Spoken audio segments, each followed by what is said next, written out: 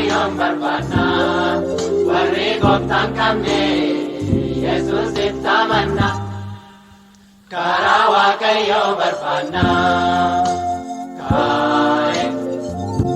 karaa waaqayyoo barbaanna isa duuba kanna karaa waaqayyoo barbaanna.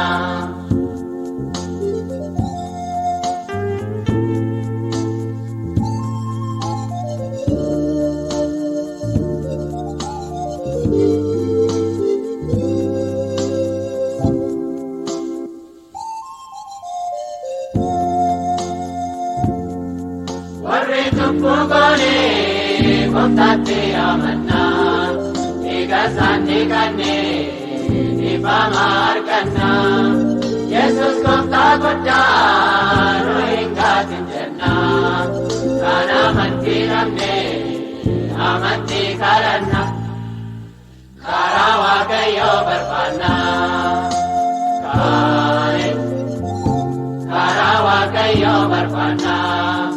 Isa duuba kanna karaa waaqayyoo barbaanna.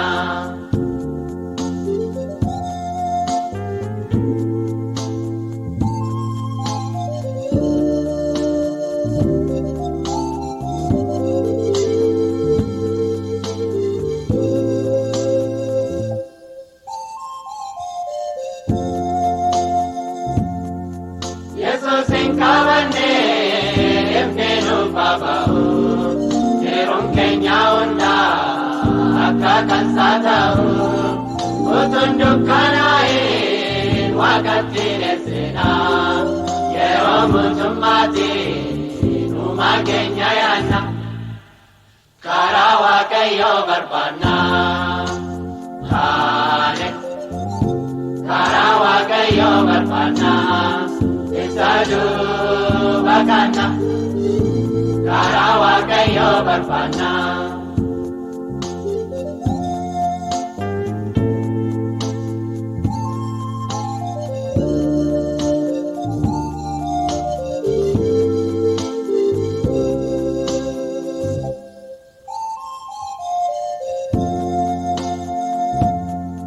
Naman gammachiisu yeroon biyya lafaa waan abdannu jiru.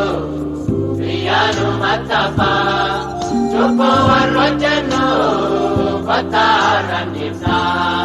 Maaliif kan seexana wanti na jallanna karaa waaqayyoo barbaanna.